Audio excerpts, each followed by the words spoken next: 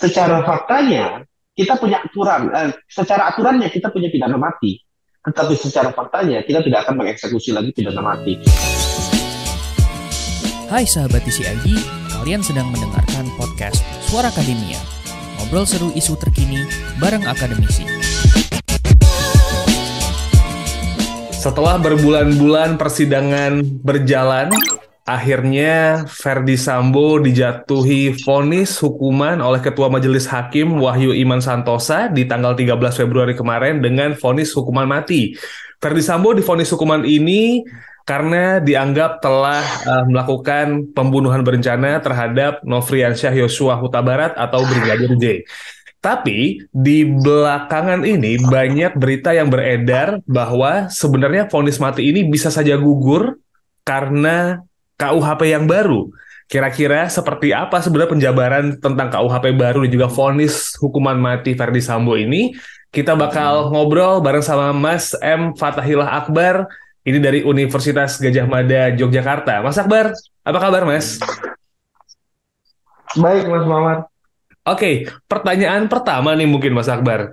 Ya pertanyaan basic dulu kali ya. Ketika Majelis Hakim gitu memutuskan bahwa hukuman untuk Ferdy Sambo adalah vonis hukuman mati nih Mas. Gimana menurut Mas Akbar sebagai orang yang mungkin ngulik soal hukum tata pidana nih Mas? Ya, sebenarnya kalau berdasarkan pertimbangan hakim ya, karena dia memenuhi pasal 340 pembunuhan berencana, maka dia dianggap berarti pada level tertinggi dalam pembunuhan berencana, berarti dari segi rencananya, dari segi eksekusinya, sehingga dia dijatuhi pidana paling berat gitu, pidana mati. Dan itu sah-sah saja dari pengadilan negeri. Tetapi memang prosesnya masih panjang ya. Dalam konteks ini kita bisa tetap mengatakan bahwa Sambo itu statusnya masih terdakwa, belum terpidana gitu. Jadi karena dia masih melakukan banding dan kita masih tunggu lagi sampai putusan kasasinya seperti apa. Tapi pada dasarnya sih secara parameter di hukum Indonesia kita belum ada parameter yang tegas kapan seseorang itu dijatuhi pidana mati dalam pembunuhan berencana gitu. Karena contoh kasus Pulau Mas, pencurian di Pulau Mas Jakarta aja, yang itu tadinya lebih kuatnya pencurian gitu, tapi dia kena pasal 340 dan dipidana mati juga gitu. Jadi dalam konteks ini memang level-level tersebut ya pasti sudah arahnya pidana mati. Tapi itu diserahkan kepada majelis hakim pertimbangannya seperti itu. Begitu mungkin. Oke. Tapi berbicara soal proses yang panjang nih, Mas Akbar gitu. Mungkin pertanyaannya adalah lebih ke segimana panjangnya sih tata cara pelaksanaan hukuman mati ketika terdakwa dijatuhkan vonis hukuman mati nih, Mas? Apakah memang setelah jatuh vonisnya terus kayak bisa segera diproses atau nunggu sampai kasasi dulu baru akhirnya proses apa ya penindakan buat vonis hukuman mati ini bisa dijalankan nih, Mas? Ya satu, pidana mati itu harus berkekuatan hukum tetap. Berkekuatan hukum tetap itu kapan? Nanti ketika dia misalkan sudah putus nih kemarin dengan di PN, itu kan dia ada waktu lagi untuk melakukan banding. Nah, dalam proses banding ini, nah ini masih proses nih, belum berkekuatan hukum tetap. Ketika nanti pengadilan tinggi mengatakan pidana mati juga, itu masih, kalau dia masih kasasi, nah itu harus ditunggu lagi tuh. Ditunggu lagi nanti baru kasasi, kalau kasasi putusannya keluar itu sudah berkekuatan hukum tetap. Nah, berapa lama tuh waktunya sampai kasasi berkekuatan hukum tetap nih dalam hukum acara pidana sebenarnya nggak ada batasan waktu proses. Tetapi dia ada batas waktu penahanan gitu. Jadi kalau misalkan batas waktu penahanan habis, tapi dia masih belum diproses, belum ada putusan, nah itu dia bisa keluar tuh. Jadi kemungkinan besar pasti dalam range waktu penahanan. Waktu penahanan itu adalah kalau di tingkat banding nih, sekarang dia punya waktu 30 hari plus 60, jadi 90 hari. Nanti di tingkat kasasi dia punya 50 hari plus 60 hari, 110 hari. Jadi sekitar dari putusan kemarin, dari kemudian banding itu mungkin ada waktu sekitar kurang lebih 200 hari kita mendapatkan putusan yang berkekuatan hukum tetap. Tapi setelah itu, apakah setelah itu dimungkinkan lagi? Satu, dia bisa melakukan peninjauan kembali, ya. Jadi peninjauan kembali untuk apakah prosesnya, walaupun peninjauan kembali tidak menunda eksekusi sebenarnya, jadi prosesnya bisa berjalan lancar. Gerasi ada juga bisa tapi dalam prakteknya berapa lama nih tunggu? Contoh di Jogja itu ada namanya Mary Jane, terpidana narkotika juga, itu sampai sekarang sudah 12 tahun nggak dipidana. Jadi bahkan rata-rata waktu tunggu pemidanaan itu, walaupun tidak ada batasnya ya di dalam undang-undang tentang pelaksanaan pidana mati 2 tahun 64 ya, undang-undang 264 itu tidak ada batas waktu kapan dia bisa dipidana mati itu. Tetapi dalam prakteknya itu cukup lama prosesnya. Jadi bisa panjang, makanya di KUHP baru 10 tahun kalau dia sudah menunggu dan dia tidak ada perbuatan buruk, nah itu dia bisa menjadi seumur hidup. Kenapa? Karena prakteknya kadang mereka yang pidana mati itu lebih lama di penjara tuh daripada orang-orang yang pidana waktu tertentu. Oke. Begitu Nah, mungkin Mas. ini menarik nih, ketika KUHP baru disahkan, terus vonis kepada Verdi Sambo itu jatuh, tiba-tiba ke-switch nih pandangan orang dengan KUHP baru lagi. Karena muncul pasal 100 yang bikin geger. Bahkan sampai kayaknya Pak Mahfud juga ikutan ngobrol di sini. Kemenko Polhukam kita ikutan berkomentar soal ini, Mas. Bahwa kalau sudah 10 tahun berperilaku baik dan memungkinkan terlihat adanya penyesalan, sepertinya bertobat gitu. Ini bisa diubah hukuman matinya menjadi hukuman seumur hidup nih Mas Akbar. Mungkin bisa sedikit dijelasin nih Mas, perbedaannya KUHP yang baru ini sama KUHP yang lama soal vonis mati ini gimana sih Mas? Oke, ini menarik nih. Kalau perbedaan satu jelas pidana mati di KUHP sekarang itu masih pidana pokok.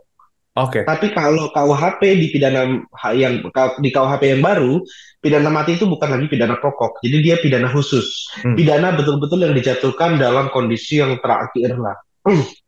Itu satu posisinya dulu. Yang kedua adalah di sini pidana mati itu bisa berubah menjadi seumur hidup tanpa proses gerasi. Jadi dia tinggal melihat apakah ada penyesalan dan lain sebagainya, tadi sudah disebutkan juga. Dia bisa berubah, change menjadi seumur hidup gitu. Nanti seumur hidup pun 15 tahun dia bisa berubah menjadi waktu tertentu 20 tahun gitu. Dan dalam konteks ini apa? Kalau saya mengatakan di sini ya, dia sudah menjadi KUHP baru itu abolitionist de facto. Abolitionist de facto itu apa? Secara faktanya kita punya aturan, secara aturannya kita punya pidana mati. Tetapi secara faktanya kita tidak akan mengeksekusi lagi pidana mati.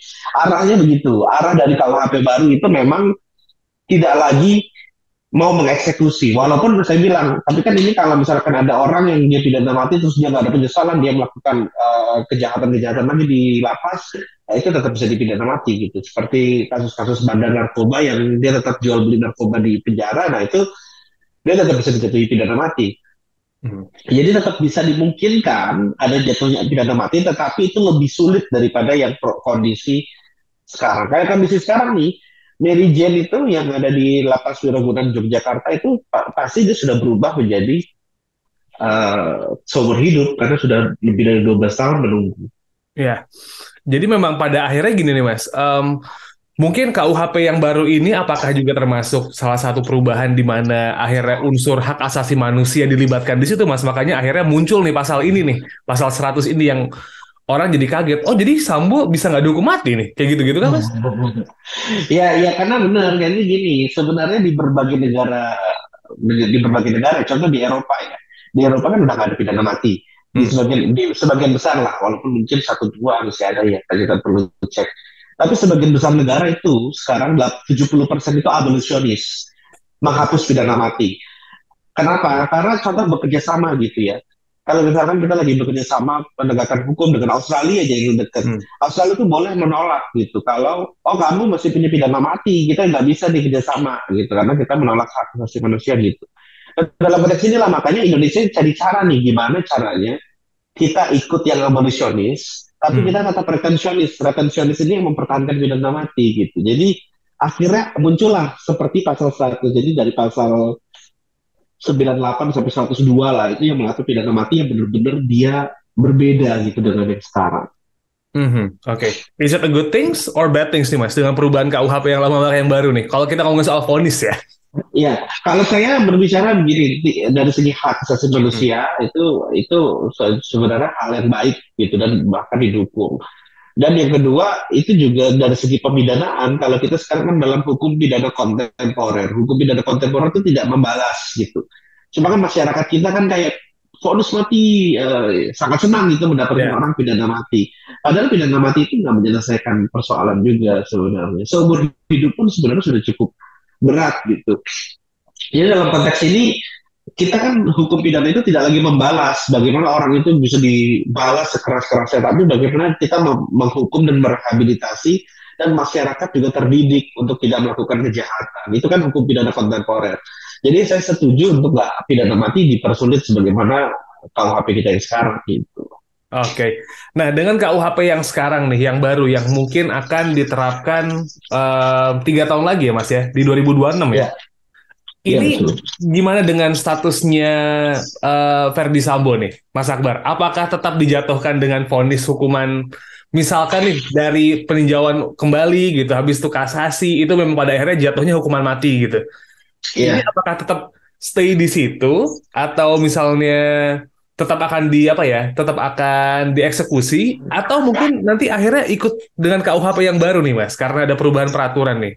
Apakah harus oke. ngikutin tunggu jatuhnya di tahun 2026 atau sebenarnya nggak ngefek dengan KUHP yang baru ini?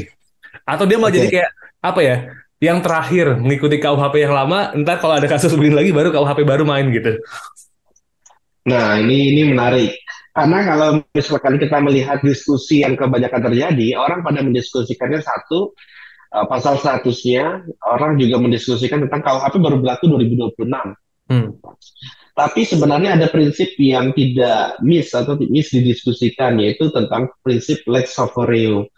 Bahwa jika terjadi perubahan peraturan, itu harus digunakan yang paling meringankan. Nah, dalam konteks ini menjadi menarik ini, karena KUHP kita yang sekarang, di KUHP kita yang sekarang itu, prinsip yang paling meringankan atau lex superior itu hanya berlaku ketika statusnya paling mentok adalah terdakwa. Hmm. Jadi misalkan ada perubahan aturan tentang pidana mati nih sampai Ferdy Sambo kemudian diputus. Nah, sudah putus nih. Hmm. Sudah putus misalkan kita anggaplah Ferdy Sambo diputus tahun 2023 ini. Tapi perubahannya kan baru 2026. Kalau pakai KUHP kita yang lama yang sekarang itu nggak ngaruh. Oke. Karena sudah terpidana itu nggak berpengaruh terhadap perubahan. Tetapi di KUHP kita yang baru pasal 3 KUHP baru itu yang akan berlaku 2026 itu berpengaruh. Sekalipun putusan semua sudah berkekuatan hukum tetap, kalau ada perubahan, dia harus mengikuti perubahan tersebut. Oke. Nah, ini yang menarik adalah gini, ketika dia diputus nih, putusannya kan tidak mencantumkan percobaan jelas, karena kan belum berlaku untuk KUHP baru. Hmm. Belum berlaku, berarti tidak bisa menerapkan pasal 100 ayat 2 KUHP. Jadi tidak ada percobaan dalam putusan Ferdy Sambo pasti. Nah, tetapi berarti kan pidana mati itu harus ada percobaannya. Nah, dalam konteks ini maka harus disesuaikan dalam putusan Ferdy Sambo. Dalam pelaksanaannya, jaksa dalam melaksanakannya harus sejalan dengan pasal 100 KUHP. Karena apa? Karena sekalipun sudah berkekuatan hukum tetap, perubahan aturan itu berpengaruh terhadap terpidana gitu. Jadi dalam konteks ini kemungkinannya bisa terpengaruh. Cuma memang ini mesti menjadi diskursus ya, menjadi diskursus karena kita baru nih punya lex favorio itu baru tahun ini. Nah, itu juga termasuk perubahan yang signifikan yang kemudian kita nggak tahu nanti pelaksanaannya seperti apa. Karena setelah 100 tahun kita punya pasal kalau ada perubahan dia bisa berpengaruh. Wah, ini baru gitu. Karena contoh kasus pidana ini kalau tambahan sebagai kasusnya terorisme, Bom Bali, kasus Bom Bali 1. Bom Bali 1 itu kan dia diputus atas hukum yang berlaku surut ya. Yeah. Tapi kemudian hukum yang berlaku surut itu dicabut oleh MK. Okay. Padahal mereka dipidana mati nih. Mereka dipidana mati dengan hukum yang berlaku surut. Hukum yang berlaku surut tadi dicabut oleh MK. Tapi apa? Mereka tetap dipidana mati. Kenapa mereka tetap dipidana mati? Karena MK memutus itu setelah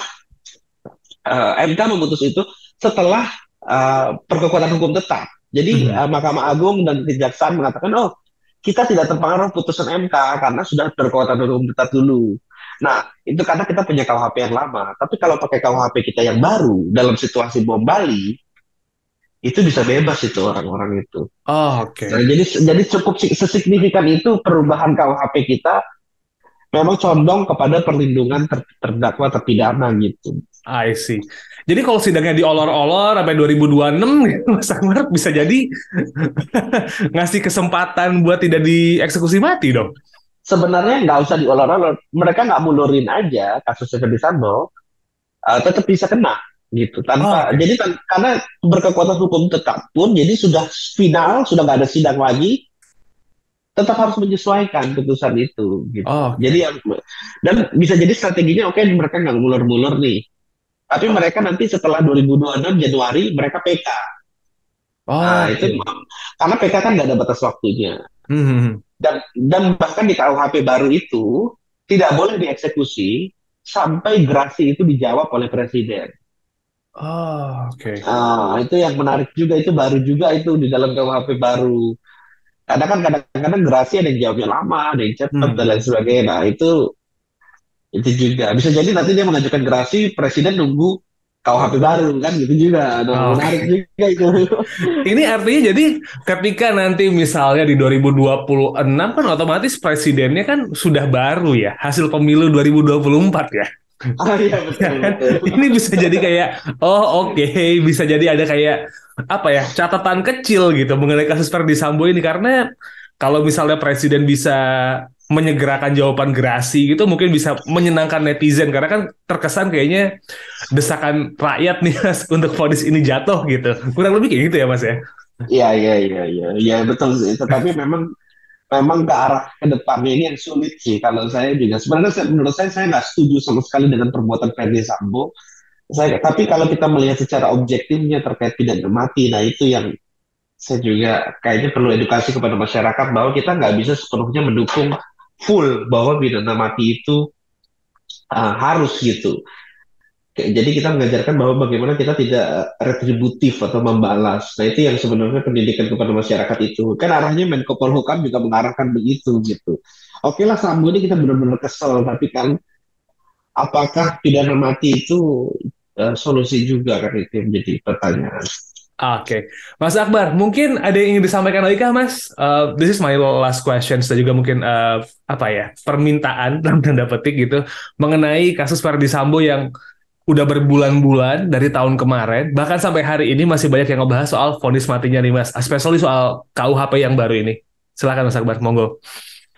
Ya, jadi kita kayaknya fokusnya kebanyakan kepada pembunuhannya, tetapi padahal kalau kita belajar dari kasus Ferdi Sambo itu lebih kepada sistem yang sudah rusak di dalam tubuh kepolisian gitu. Nah, ini yang kemudian menurut saya harus jadi pelajaran. Bagaimana kemarin udah kayak gini, kok di daerah-daerah masih ada yang bandar yang merasa dilindungi oleh polisi, kemudian ada polisi juga, Teddy Minahasa Jenderal Bintang 2 juga terlibat dalam penggantian tadi. Apa yang akan dilakukan oleh Presiden dan Kapolri untuk merubah sistem ini? Itu yang menurut saya yang menjadi urgent dan perlu dikaji gitu. Ketimbang kita fokus kepada Ferdi Sambo aja, karena Ferdi Sambo aja kita mau dia dipidana mati ataupun apapun itu, kalau misalkan tidak ada perbaikan sistem, menurut saya akan ada Ferdi Sambo berikutnya gitu. Oke. Perubahan Gitu. internal dari kepolisian jadi lebih sorotan di sini ya, Mas ya. Siap betul. Nah, oke. Kalau begitu, Mas M. Fatahillah Akbar dari Fakultas Hukum UGM, terima kasih Mas buat ngobrol-ngobrolnya ya Mas ya. Terima kasih Mas. Terima kasih juga pokoknya buat semua Sobat ICID yang sudah mendengarkan. Kita ketemu lagi di next episode dan buat apa ya, pengen tahu update-update berikutnya, kamu bisa cek di @conversationidn Sobat ICID itu untuk mengetahui apa ya, semua tulisan-tulisan dari The Conversation Indonesia dan juga bisa ngecek apa ya opininya Mas Akbar di Twitter itu juga banyak yang bisa dicek di M Fatahillah Akbar ya Mas ya. Itu kalau emang pengen tahu Mas Betul Akbar siap. apa namanya kira-kira isu-isu soal hukum itu gimana, right? Kita ketemu lagi di next episode. Wassalamualaikum warahmatullahi wabarakatuh.